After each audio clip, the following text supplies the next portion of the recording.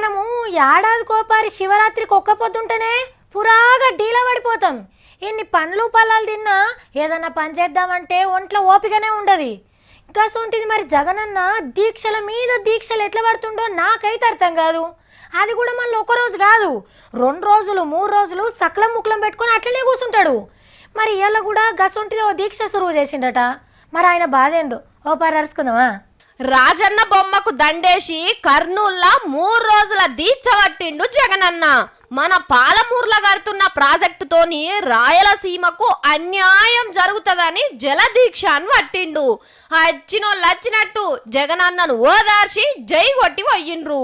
ఈ పోరగాన్లను చూడుర్రి, సెల్ఫీ పోటు వల్ల కెట్లెగబడ్డరు. అయ్యో జర్రంత నవ్వు రాసారు.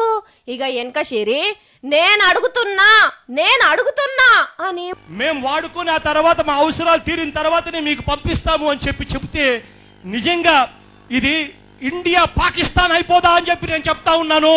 ఇవాళ మనం బతకలేని పరిస్థితిలోకి పోమా అని చెప్పి నేను అడుగుతా ఉన్నాను.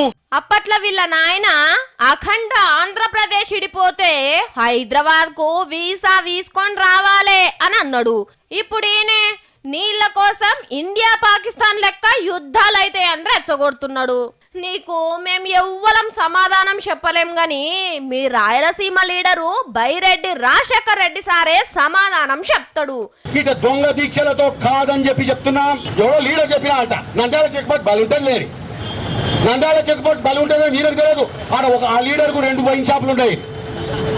ఇది ఆంతర్యం. ఫస్ట్ ఒక రోజే చేస్తాడట, లేదా వారం చేయమన్నాడు. ఎందుకు వారం రోజులు సేల్ కాలిక? ఇది వీళ్ళ కుట్ర. ఈ పాలజీక పిల్లగానికి ఏం తెలియదు.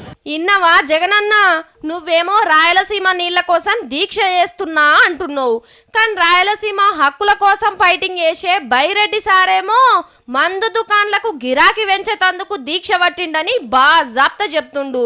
మొదలు బైరెడ్డి సార్ నొప్పి అన్నా వెనకశిరి మా కేసీఆర్ సార్తోని పంచాది పెట్టుకుందు గాని.